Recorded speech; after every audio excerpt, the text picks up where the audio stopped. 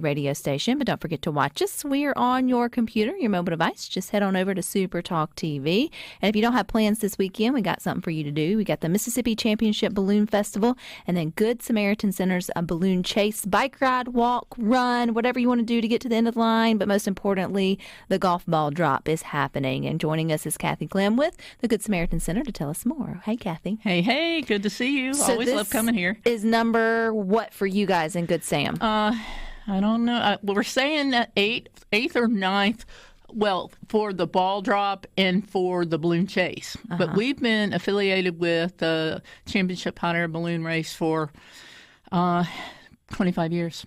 Wow. Yeah. Which means that it's a staple. It's a staple here in Central Mississippi. It's also a staple for those outside to come in and enjoy it. How many years, or when did Good Samaritan connect with the championship or the Balloon Festival? I don't know if it's always been the Championship Balloon Festival, but the Balloon Festival. Well, it's been about 25 years ago. My board president, her husband was a balloonist.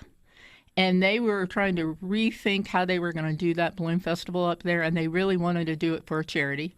And they said, would you be interested in helping us do this? It's a really fun family event. We could make some money and have a lot of fun. And that's Good Sam's motto, having fun while making a difference. And so we said, yeah. And, it's been interesting because over those years, it's gone through a lot of different changes. Now it's back with tourism. It was with Parks and Recs when we first started.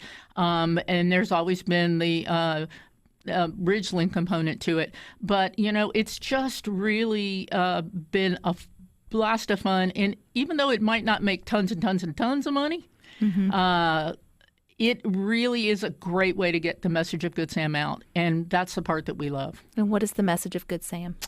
Well, helping families in crisis. Boom, right there. Gosh, but that is a deep one-line sentence that you guys do. As many different families and individuals as there are, there's different kinds of crisis situations. And so, we take it really seriously. My staff works really, really hard. If we can't help because of whatever we're doing is not that, I've got case managers that are going to work hard to try to find that assistance.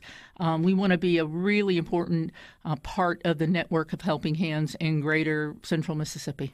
And I think one thing that sets Good Samaritan Center apart is the fact that you do have your case managers. A family walks in, someone comes in looking for help. It's not, and you do have the opportunity to provide food or clothing or some of those immediate needs, but you guys connect, you get to know, you go a little deeper where it makes sense, and then that's when you start to sort of wheel them out to the different organizations or resources that they need. It's not, they don't walk in once and then just leave. Right. It would be a lot easier if that's how we did it, quite frankly. Yeah. But early on, we decided, sort of biblically speaking, you don't, if we really feel that poor will be with us always, okay? There are always going to be people that need help. I'm just a firm believer that it's not going to be the same, folks.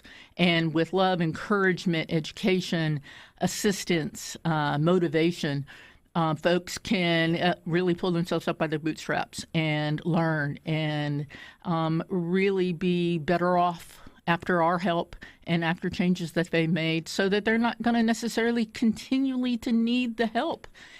Yes, somebody else will come and not have all that and those resources, and then we'll start that challenge all over again. But, it's, we love what we do. Yeah. And you also have your satellite location in Laurel. We do. Only soup kitchen in Jones County.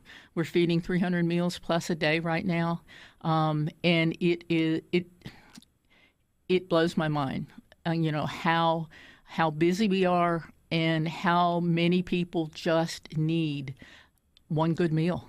Because a soup kitchen's a little bit different. The fact y'all provide a hot meal. It's not necessarily coming in and taking a food box. Hot lunch. And we want to make sure that it's really, and I know you'll love this, nutritionally sound. I make them, I might be in Jackson, but they send me a picture every day because I first believe that you eat with your eyes. Mm-hmm. And even if you're coming through a soup kitchen, that meal must look yummy. Mm-hmm. And then I say, and how did it taste? And they must taste it, and they must tell me, it's not just colorful on that plate, but it also takes it tastes good. It tastes good, and that does good. That does good for the body, it does good for the mind, but it's not free, right? And that's one of the things where, it sounds great, but you also need support. You need support from those that can. And one of the fun ways to support is supporting through the Good Samaritan balloon chase, the bike ride and walk, but also the golf ball drop, which I think is so much fun and such an easy way. Obviously, not everyone can make it into bike ride or walk this coming weekend, but everybody can buy a golf ball if they want to. You can buy a golf ball. You can buy a golf ball online. And you don't have to be there to win the closest ball or the first ball in the hole. We actually Facebook Live it, and I will call them. That night I'll call them. And it's really fun. It is exciting. And we only sell 1,000 balls at $20 a piece. Once we pay the winner $5,000, then Good Sam has raised $15,000. And this year, we have a new endeavor since COVID called Hub for the Hungry. And one of the big things that we do is rescue food. If folks knew how much food on a regular got thrown away in our community, nothing is wrong with that food. Change a label. The sell-by date is going to be next week, and a restaurant might not want it.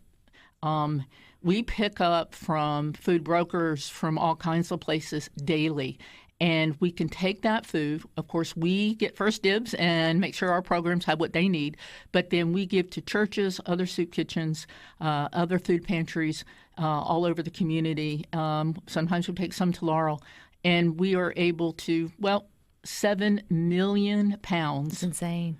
Since COVID. Which would have gone to the trash. Oh, let's I mean, we're talking about dumpster city. Yeah. And when we first started, we called it salvage.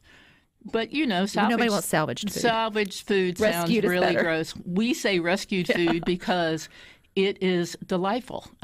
From steaks to shrimp to beautiful vegetables to, you name it. And one of the fun things, we were talking about the soup kitchen, is they get to challenge themselves on different kinds of meals that they're going to make with the different kinds of things that Kathy rescues.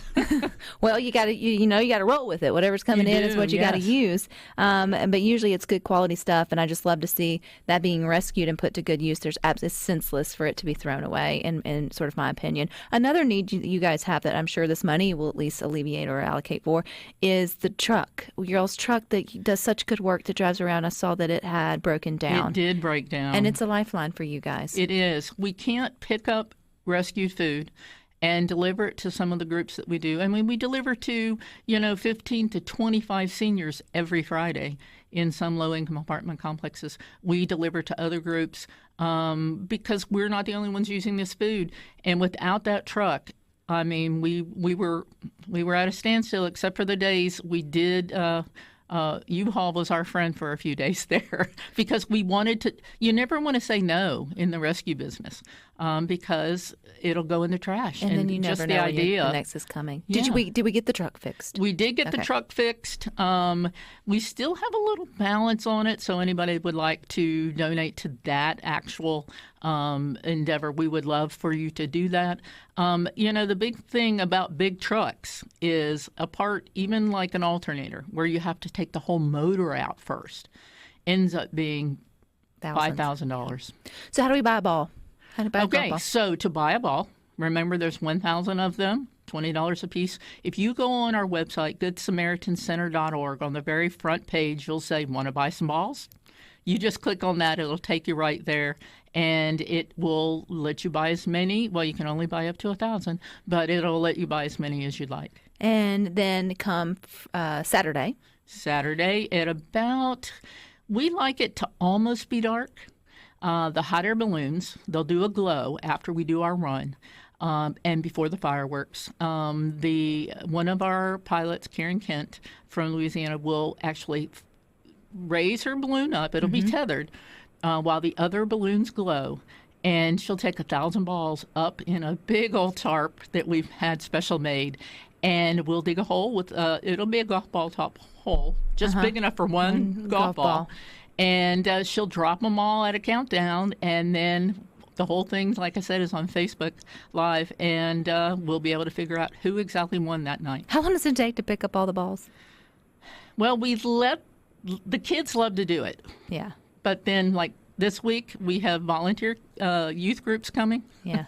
And they're counting the balls because every year we have to add some because somehow balls get lost. Balls get lost. Balls get lost. If I win the ball, though, I want my ball. Well, there you go. I mean, that would be fine donate too. a new one. I have a whole drawer of unmarked balls. We didn't get to the race, so Kathy, stick with us. We got more for you coming up next. Just head on over to SuperTalk TV.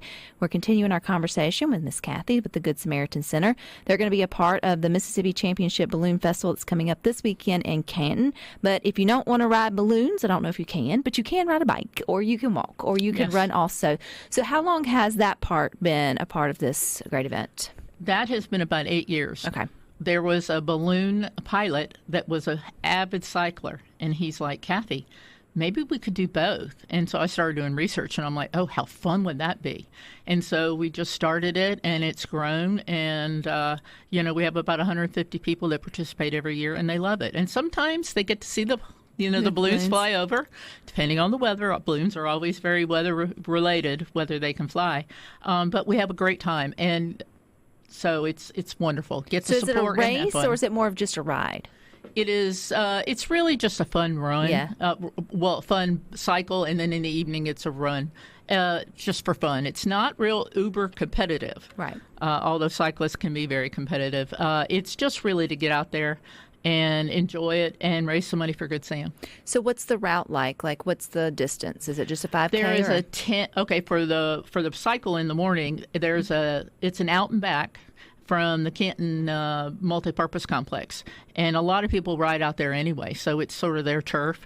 But it's an out and back. You can do 10 miles, so you do a 5-mile out and back. And then you do 15, and it's a 30-mile.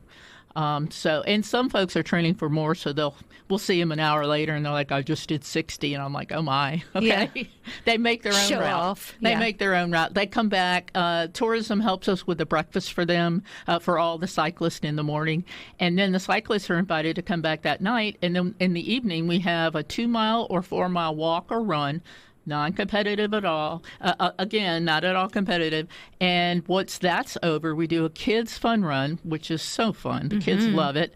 And then we feed everybody, and they get a very great seat, front row seat for the hot air balloons, and then amazing fireworks. Oh, that sounds. I appreciate runs that are in the afternoon. Like, and you like the ones that are sort of traditionally in the morning. You get up, you sort of get it over with. I know those are fun, but then also I like those opportunities for you just wait till later in the day. You're going to be hot and sweaty anyway. Right. By that time, you might as well have an excuse to be in your gym clothes to sit and sort of watch the hot air balloons. And I'm sure there's a great T-shirt that's involved in that. They're a great T-shirt and a really cool medal too.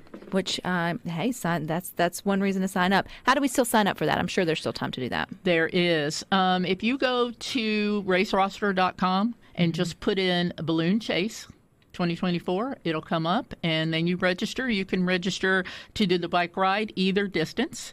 You can do either distance for the walk in the evening, or if you're really motivated, and so far I noticed there's about 8 or 10 people, they're going to do both. They're going to come in the morning, they're going to ride, and then they're going to eat breakfast, and then they'll come back later in the evening and do the walk run, and then just hang out with us. This will be sort of a whole fun day. And if you've never seen the balloons glow, what's that like, Kathy? It's pretty amazing, and what I love about Canton is the field isn't isolated and cordoned off. When the glow is happening, kids can actually go visit the pilots, go touch a basket. They can actually walk through and see it really, really up close and personal. It's really amazing, quite amazing. And then if the weather is favorable, do they fly all throughout the weekend or all throughout Saturday, the balloons, or is it just like maybe in the morning or in between times? I know they can't us all be around when they're supposed to be there glowing, but... Well, it is a competition for the pilots. It is the Championship Hot Air Balloon Fest. So they'll be flying Thursday, Friday morning. They'll do a media flight on Thursday. Friday, they're going to be in North Park for that big glow on Friday night. They're going to fly on Saturday. That's the whole point. They try to fly over the cyclist. Oh, now that's cool. It's very, very cool. And then Saturday night, they will glow some of them, though, a couple of them might actually fly over the field because they try to give an experience of all of that. And then Sunday morning, they'll compete again and they'll fly again. And there's no cost to come and see the balloon glow. Not and at all. This is why we had to sort of figure out, okay, we'll have a golf ball drop and we'll have this race, this fun race, because everything else is free. I mean, they do have vendors there where you can get food, but you can bring a picnic and hang out with the family and just, it's great. GoodSamaritan.org. Mm-hmm. GoodSamaritanCenter.org. GoodSamaritanCenter.org. Click on Buy Your Balls. I already got my 2 balls. That's going to be the lucky number. I'm going to leave that up to you, Kathy. Okay? We'll have to check back in. Y'all will know if I won. Let me just go on and tell you I'll be excited. I won't quit work, but I'll be excited. I may take a day off. All right. Thank you so much for your time, Kathy. But you guys stick with us. We got more for you up next. We got the boys with Sports Talk from 3 to 6. Rhino and I will meet you back here tomorrow at 2. But until then, I hope you all find time for the good things.